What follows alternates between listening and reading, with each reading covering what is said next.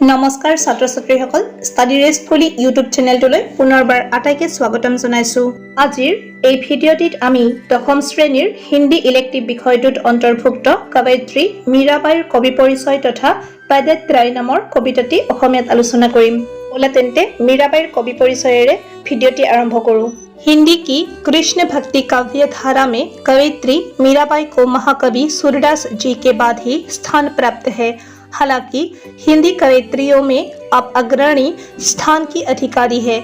भारतीय जनसाधारण के बीच कबीरदास, सूरदास और तुलसीदास के भजनों की तरह मीरा भजन भी समान रूप से प्रिय रहे हैं। कवयित्री मीराबाई द्वारा विरचित गीत पद हिंदी के साथ साथ भारतीय साहित्य की भी अमूल्य निधि है। भक्ति भावना एवं काव्यत्य के सहज संतुलन के कारण आपके गीत पद अनूठे बन पड़े हैं। हिंदीर कृष्ण भक्ति कवितार शाखात कवयित्री मीराबाई महाकवि सूरदासजीर पिछते निजर स्थान दखल करे। अवश्य हिंदी कवयित्रीসকলৰ মাজত अर्थात महिला कविসকলৰ মাজত मीराबाई आघाड़ीर स्थान दखल करे। भारतर जनसाधाৰণৰ মাজত कबीरदास, सूरदास আৰু तुलसीदासৰ भजनবোৰৰ দৰে मीरा भजनসমূহ সমানে প্ৰিয়। कवयित्री मीराबाईৰ द्वारा रचित गीत पदসমূह हिंदीर लगते भारतीय साहित्यৰ एक अमूल्य सम्पद। भक्ति अनुभूति আৰু कवितार सरल सन्तुलনৰ বাবে তেওঁৰ গান আৰু শ্লোকবোৰ অনন্য হৈ পৰে। कवयित्री मीराबाई भगवान श्री कृष्ण की अनन्य आराधिका थी। अपने आराध्य के प्रति एकनिष्ठ प्रेम भक्ति के कारण आपको कृष्ण प्रेम दीवानी की आख्या मिली। अपने आराध्य के प्रति पूर्ण समर्पण एवं उनकी एकनिष्ठ साधना का जो दृष्टांत भक्त कवयित्री मीराबाई ने प्रस्तुत किया वह सबके लिए आदरणीय एवं अनुकरणीय है। ইয়াত কৈছে যে কৱয়িত্ৰী মীৰাবাই ভগৱান শ্ৰীকৃষ্ণৰ একচেটিয়া উপাসিকা আছিল। নিজৰ আৰাধ্যৰ প্ৰতি একনিষ্ঠ বা নিষ্ঠাবান প্ৰেম ভক্তিৰ কাৰণে তেওঁক কৃষ্ণ প্ৰেম দিবানী আখ্যা দিয়া হৈছিল। নিজৰ আৰাধ্য অৰ্থাৎ প্ৰভু শ্ৰীকৃষ্ণৰ প্ৰতি পূৰ্ণ সমৰ্পণ আৰু ভক্ত কবি মীৰাবাইয়ে একনিষ্ঠ সাধনাৰ যি দৃষ্টান্ত উপস্থাপন কৰিছিল সেয়া আটাইয়ে শ্ৰদ্ধা কৰিছিল আৰু অনুকৰণীয় আছিল। Next paragraph. कृष्ण प्रेम भक्ति की सजीव प्रतिमा मीराबाई के जीवन वृत्त को लेकर विद्वानों में पर्याप्त मतभेद रहा है। कहा जाता है कि आपका जन्म सन 1498 के आसपास प्राचीन राजपुताने के अंतर्गत मेड़ता प्रांत की कुड़की नामक स्थान में राठौड़ वंश की मेड़तिया शाखा में हुआ था।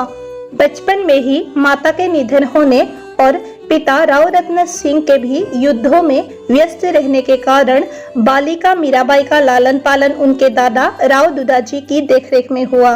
परम कृष्ण भक्त दादाजी के साथ रहते रहते बालिका मीरा के कोमल हृदय में कृष्ण भक्ति का बीज अंकुरित होकर बढ़ने लगा। आगे अपने कृष्ण जी को ही अपना आराध्य प्रभु एवं पति मान लिया। ইয়াত কৈছে যে কৃষ্ণ প্ৰেম ভক্তিৰ জীৱন্ত প্ৰতিচ্ছবি মীৰাবাইৰ জীৱন কাহিনী সম্পৰ্কে পণ্ডিতসকলৰ মাজত যথেষ্ট মতভেদ আছে।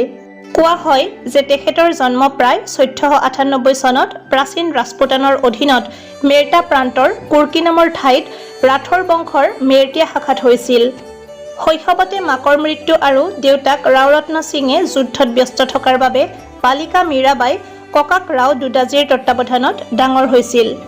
परम कृष्ण भक्त कका देउताকৰ সৈতে ডাঙৰ হৈ শিশু মীৰাৰ কোমল হৃদয়ত কৃষ্ণ ভক্তিৰ বীজ গজি উঠিছিল। পিছলৈ তেখেতে কৃষ্ণজীক তেখেতৰ প্ৰিয় ভগৱান আৰু স্বামী হিচাপে গ্ৰহণ কৰিছিল। Next paragraph. सन 1516 में मेवाड़ के महाराजा सांगा के ज्येष्ठ पुत्र कुंवर भोजराज के साथ मीराबाई का विवाह हुआ, परंतु दुर्भाग्यवश विवाह के 7 वर्ष बाद ही भोजराज जी का स्वर्गवास हो गया। राजपूतों की तत्कालीन परंपरा का विरोध करते हुए क्रांतिकारिणी मीरा सती नहीं हुई।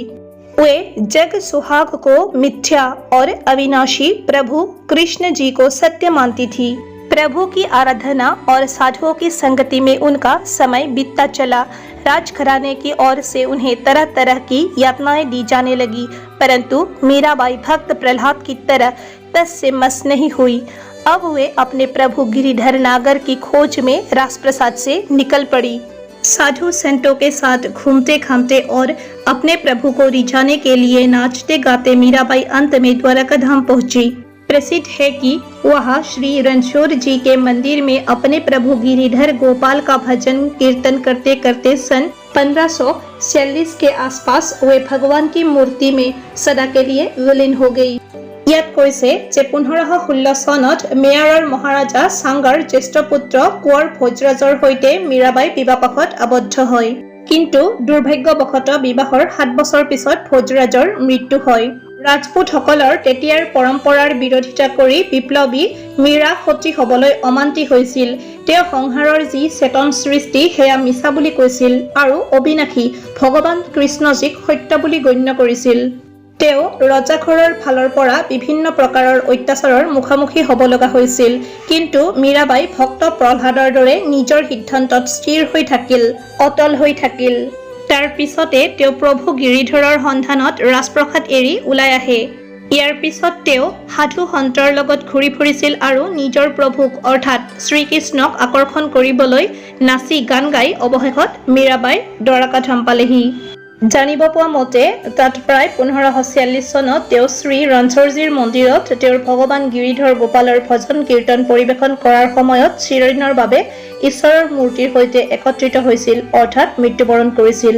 नेक्स्ट, कवयित्री मीराबाई की रचनाओं में प्रामाणिकता की दृष्टि से कृष्ण भक्ति परक लगभग 200 फुटकर पद ही विशेष रूप से उल्लेखनीय है।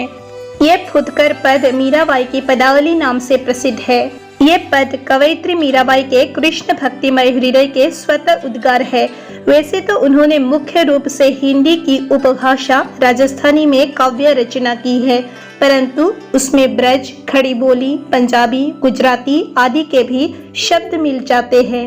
कृष्ण प्रेम मधुरी, सहज अभिव्यक्ति और सांगीतिक लय के मिलने से कवयित्री मीराबाई के पद त्रिवेणी संगम के समान पावन एवं महत्वपूर्ण बन पड़े हैं।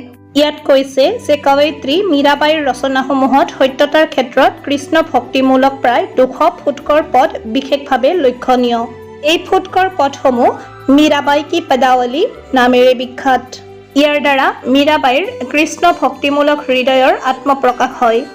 যদিও তেওঁ প্ৰধানকৈ হিন্দীৰ উপভাষা ৰাজস্থানীত কবিতা ৰচনা কৰিছে, কিন্তু ইয়াত ব্ৰজ, খৰিবলি, পাঞ্জাবী, গুজৰাটী আদি শব্দও আছে।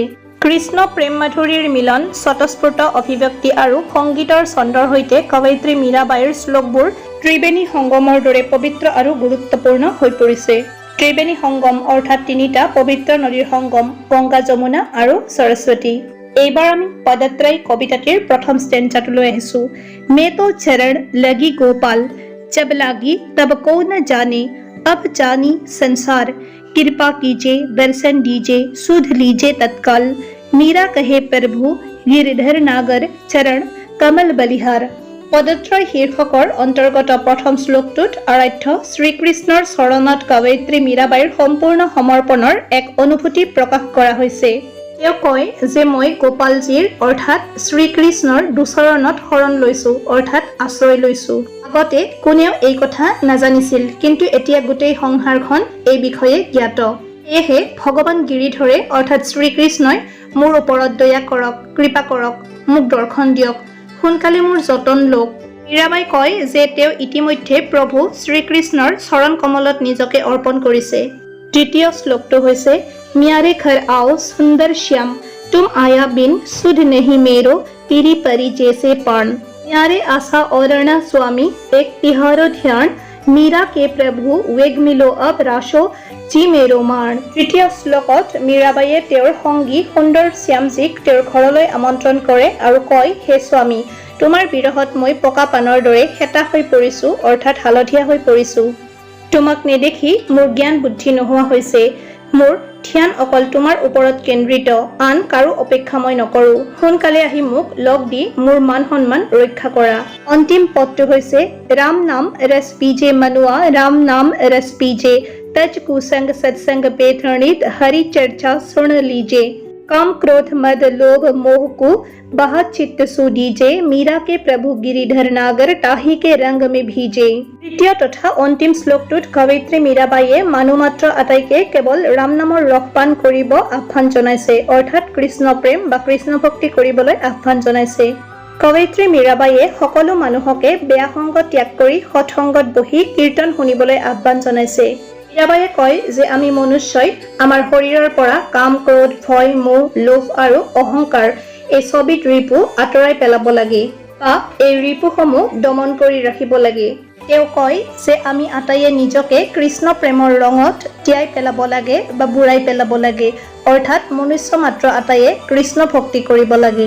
আজিৰ ভিডিঅ'টিত এইখিনি আছিল। ভিডিঅ'টি চাই উপকৃত হোৱা বুলি ভাবিলে লাইক, শ্বেয়াৰ আৰু কমেণ্টৰ লগতে চেনেলটো ছাবস্ক্ৰাইব কৰিবলৈ নাপাহৰিবা। Thank U.